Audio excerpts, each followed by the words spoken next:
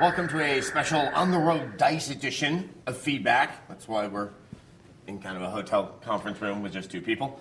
I'm Adam Sessler, Kevin Kelly, and of course, Jay Gaskill.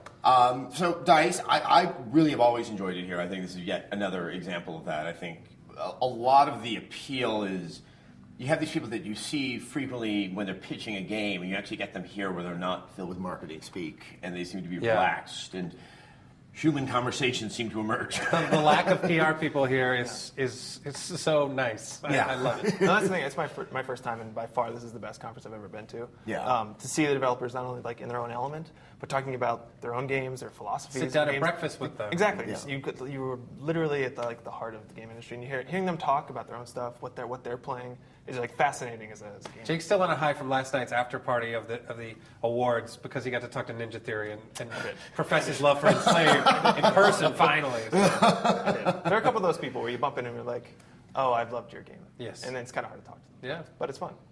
Well, I think the flip side, because there's like a poker tournament that happens here, there's some go-kart racing, you also get a sense of it's a very competitive industry. You know, these guys all have respect and admiration for one another. But there are these moments where they want to win. You can see that they feed off of each other's successes to try to do better themselves. Especially for the keynote when you saw the BioWare doctors and Blizzard sitting right there on the same stage, and you could tell that they respected opposite each ends other. of the stage. Yeah, exactly, as far away as possible. You could tell that they definitely respected other products, obviously, because they're leaders. Yeah. But you kind of see that like, oh, aren't you excited for Old Republic? And they're like, yeah. Or like, don't you like StarCraft? And but then BioWare saying, well, we don't have to be number one. Like they were kind of already conceding, like we're not going to win this race. So you could say that you like us. But we also have Mass Effect 2. So I think we're doing it. Mass Effect 3 will be coming soon. Let's talk about for a quick second. The Academy of Interactive Arts and Sciences Awards happened last night. Mass Effect 2 is the big winner, though it wasn't like a big sweep winner as Uncharted 2 had almost embarrassingly done. The previous year, Red Dead Redemption got quite a few nods, putting me in a famously awkward situation because there's no one there to receive the award. Crickets, no one coming up. Yeah, I have to say, in that situation, I've never considered that ever happening, because I don't exactly give out awards at shows. And so I didn't know what the threshold time was to decide, okay, no one is going to be coming to the stage. Yeah. And, really, I was waiting for the crickets. Well, and what made it weird in the audience was people, kept pointing at a table, and I'm like, oh, is he passed out? I can't see exactly. Like, well, they're a rock star. So, yeah, exactly. You never know. Yeah, who knows? Well, Mass Effect 2 won. I wouldn't say there were tons of surprises, but it was nice to kind of see a lot of strong games rather than just kind of a steamrolling. Yeah, I think the biggest prize was probably Limbo for adventure game. I mean, I totally agree. Yeah, big category. But seeing that top game. Assassin's Creed and Now Awake and...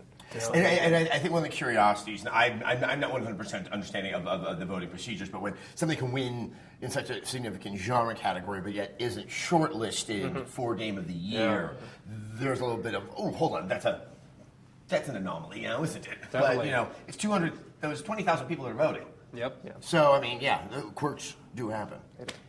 And do you know one of the developers of that title we've talked to several times here at the show, and he is like, I mean, as far as developers go, this guy looks kind of like Brad Pitt. He's all like sexy and svelte and everything, but he's always like, oh, I'm not good on camera. I don't, I'm so shy. He's Italian, isn't he? Italian. He's European. I don't know. Yeah, I believe even though a lot of the team was in the very, the northern hinterlands of the European continent, I believe that. I think that has to explain the Dino name a lot. Yes, that would explain Dino. He was cool, but then we've seen these indie games that are, you're going to be doing the IGC awards tonight. So we have all the indie games that we're looking at and talking to some of the guys like Andy Schatz from Monaco and the Limbo developers, Solace, the one Inertia, the other title. There's some great indie games here that we've been profiling on the site. But Jake and I sat in a ton of panels over the past couple of days, and they ranged from awesome to extremely bizarre. And the extremely bizarre one was Kaz Yamauchi from Sony, from Polyphony Digital, who developed Gran Turismo.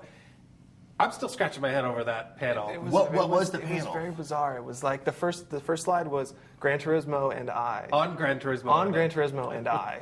And then from there, it was just bizarre slide. Talked about after mimesis, another. this Greek word, and then thing about like the video game industry and the automotive industry, and right in the middle. Is He where had He did a Gizmo presentation on is, and- Mimesis. Yes. Yes. He had several I mean, slides. that's what his game is. He had but- slides that Oh, yeah. illustrated what Oh, yeah. Mimesis is, and we've got pictures of. But he had a Venn diagram that was video game industry, automotive industry, and intersecting both of them is Gran Turismo. And I was like, that diagram could apply to almost any video game. Well, did you get the sense? I don't want to think that a lecture at a conference is indicative of an entire personality, but I've always kind of felt that Polyphony, by virtue of their successes and their obsession, are very insulated. I felt that too. And that allows for the delays to happen on the game. Well, I also among wonder, other things. was anything lost in translation, maybe, because he speaks through an interpreter.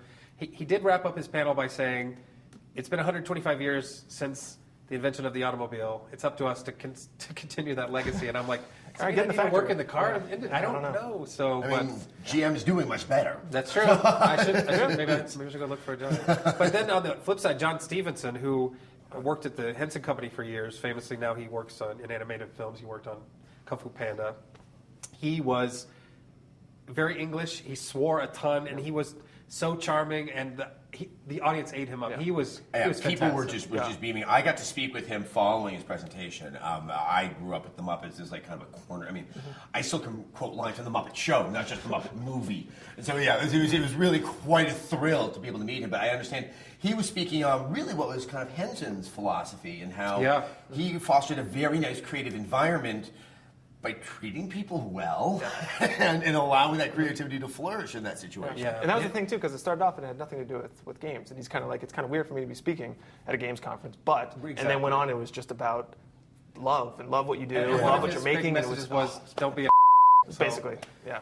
And he talked about Chuck Jones a little bit too, who used to have this culture of yes, where everything was you say yes to everything. In these meetings, don't say no right away. And That was Actually, there's a wonderful, fun autobiography that Chuck Jones wrote called Chuck Amok, where he actually talks about when they were working under a producer who didn't understand cartoons in the famous days at Warner Brothers.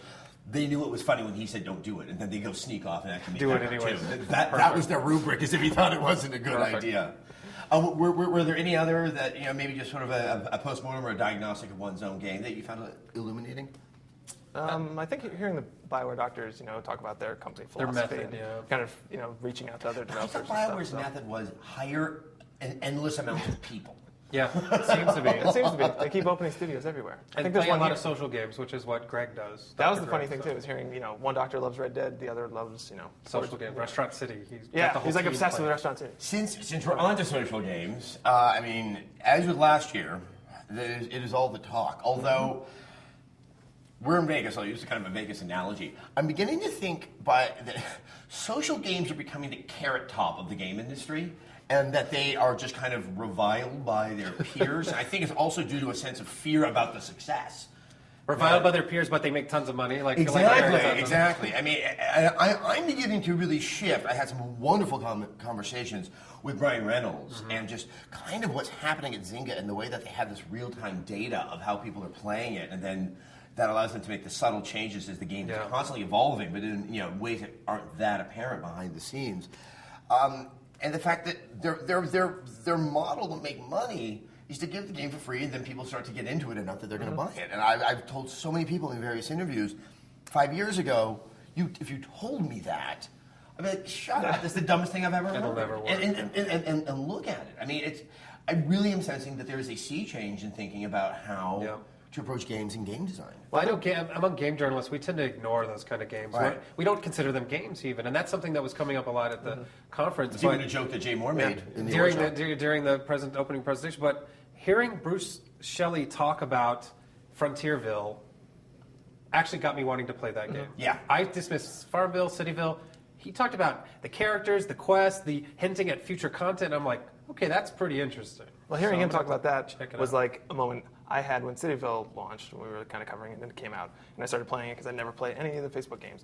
And I started playing it, and I totally understood. You liked it? I was one of those moments where I was like, I get this. I've been clicking consistently for 30 minutes, and I totally understand why people are obsessed with this game. And it's just this like infinitely approachable and clickable and sticky thing that's just there, and kind of lose yourself in it, and then when you can step back and say, "Holy crap, this is something special." I think the thing is it a game? And I think that comes from the fact that another one of the terms I'm hearing a lot is quantitative design. That a lot of it is on metrics and seeing how people are reacting to the game, and then you sort of build around that. And I think it's now just becoming a moot point. As Jesse Schell was kind of pointing out, like this idea of gamification, that real life tasks somehow will put into a game environment, offer this level of satisfaction.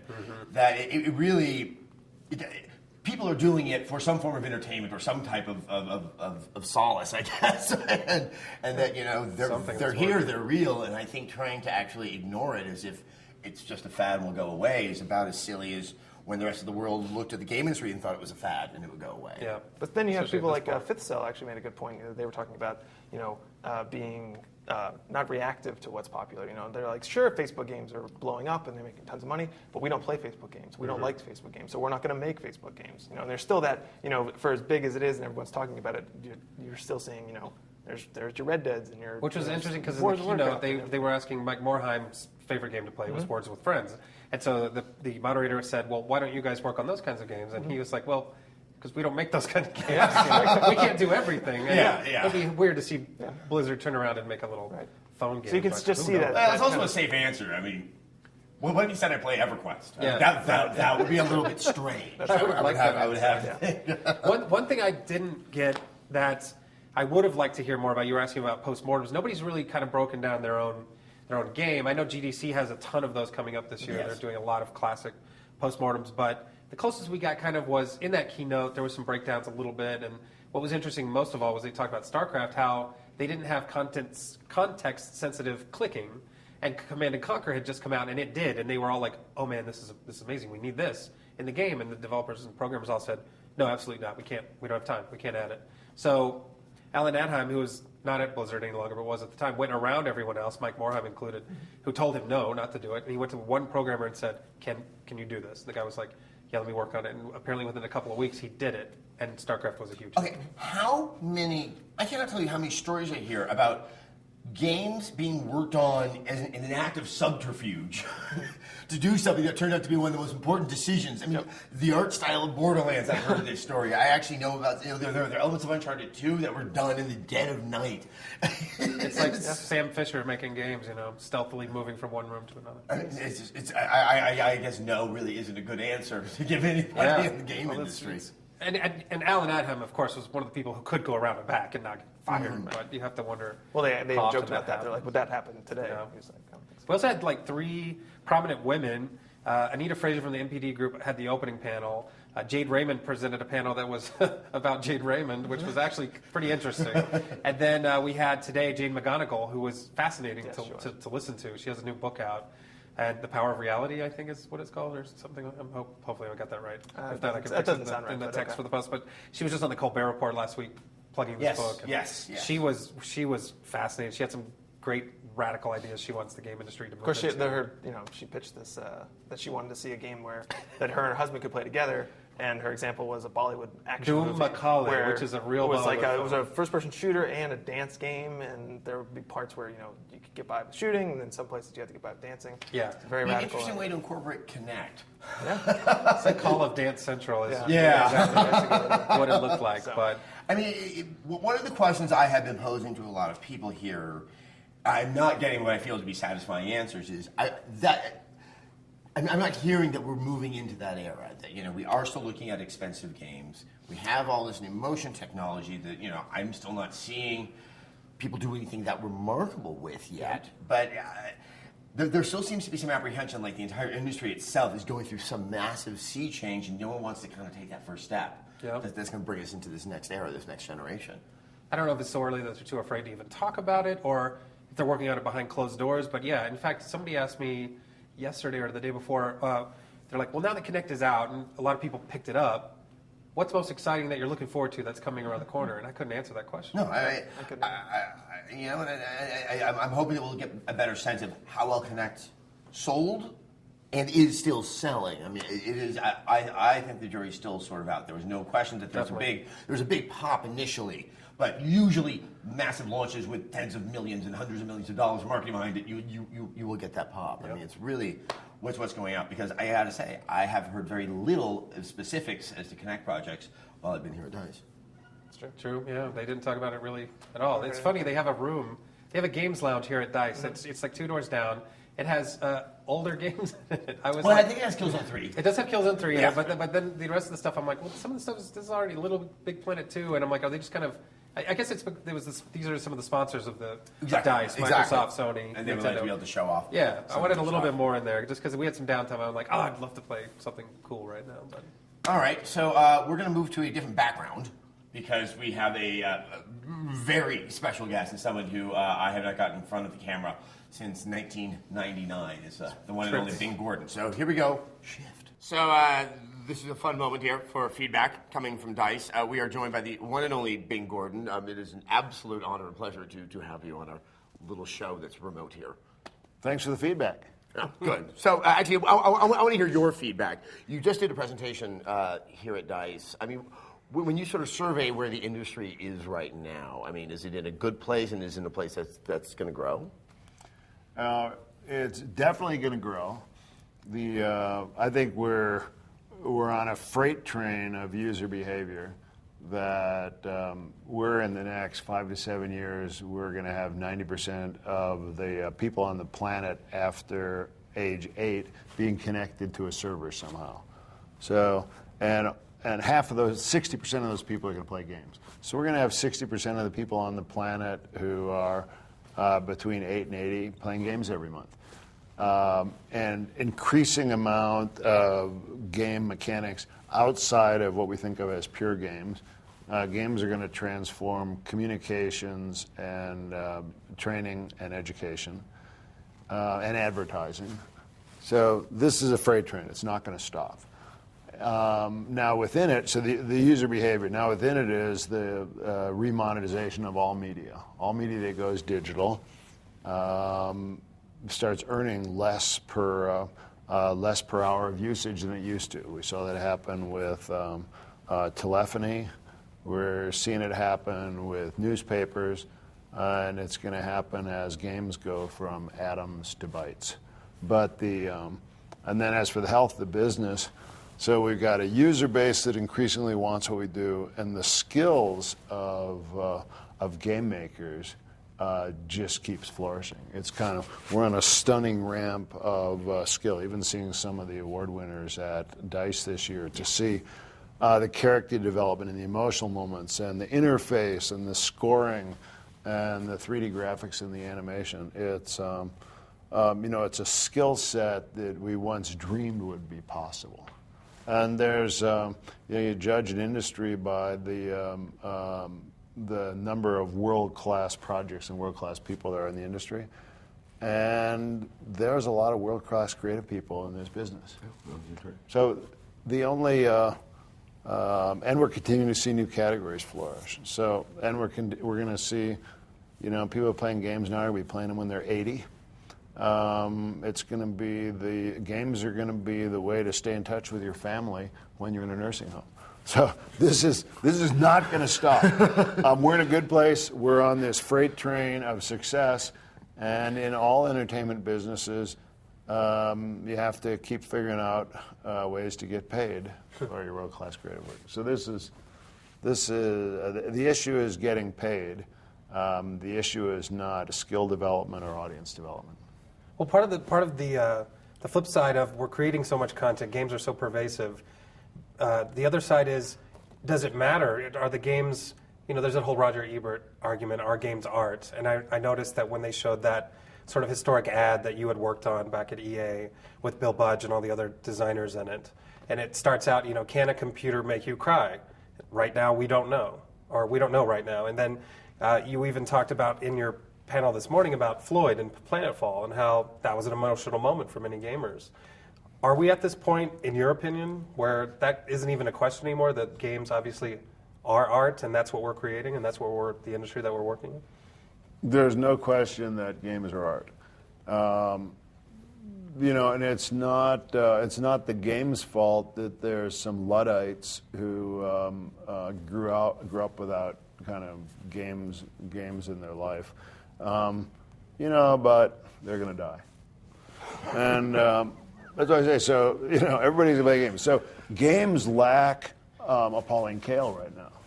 So, Henry Jenkins talks about comic books and movies and jazz. They happened before there was the analysts and critics that made it safe for the intelligentsia to appreciate. But that doesn't lessen the intrinsic power of games.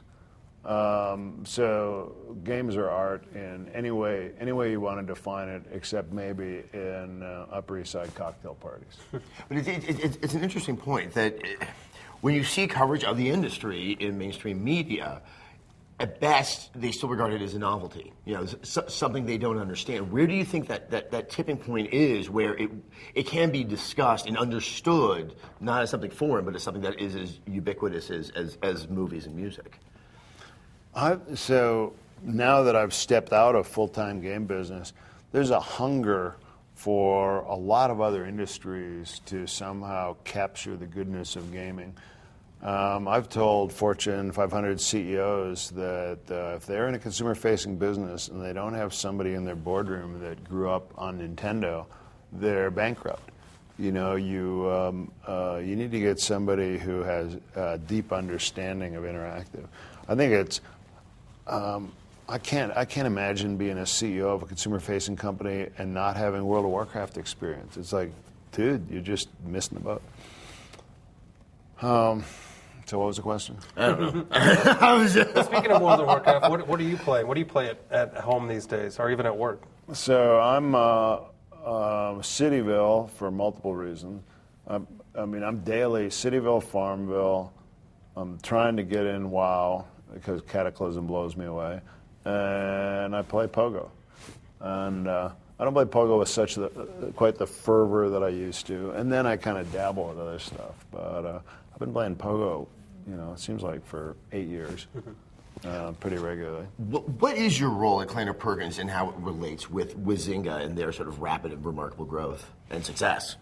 Well, let's see. So my goal with Zynga is to help Mark Pincus succeed. I looked at him, and I love in business and in personal life to be a mentor. And Pincus has got the hunger for learning and the energy and the brilliance. It's like, any teacher's delight.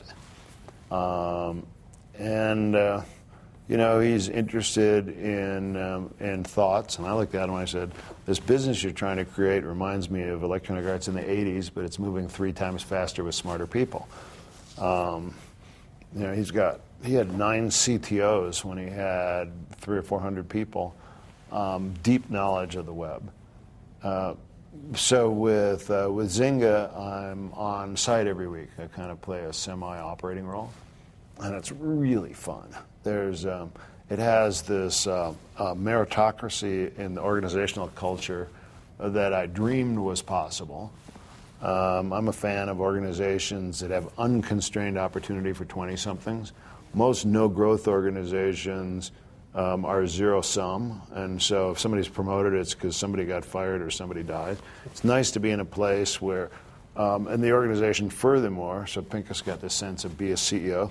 So you're 23, you come in there and it's, make something happen. And then we've got the analytics so we can see how it happens. So it's just wildly interesting and fun for me to be in this place where everybody's on a personal mission and the company is on a group mission. So, I'm hungry to spend more time there, which is not typical of VCs these days. It was more typical of VCs in the 70s. You made Zynga sound like the Google of companies. It's this utopian land. That really is impressive. Yeah, I'm going to see what their open job board looks like. Yeah, right when I get back to the office. Come on over to the camera. You walk in and it's palpable. It's like, oh my God, this is cool. I wanted to ask, this is probably one of the last things we're going to have to let Bing go be Bing. The acceptance speech you gave last night was very unique. It was heartfelt. It was like a poem. You had it memorized, apparently, because I didn't see you reading off of your notes for that. How did you come up with that? Let's see. Well, I like Doggerel. I was an Ogden Nash fan as a kid. And There was in my family at Christmas. There was one year, and it was probably soon after we had kids, where the family started asking me to do a one-liner with every present that went out, and then that turned into writing poems. And now I'm kind of the Christmas Santa poem monkey, and I write a lot of poems at Christmas, and it's I've kind of gotten to a point where I like challenging myself to do a poem for occasions. And, they don't often meet. I did to Steve Jobs' Welcome to the World iPhone poem. And, sometimes the audience it seems less with you than other times. So actually for this, I was thinking, let me do something heartfelt about the meaning of life and games.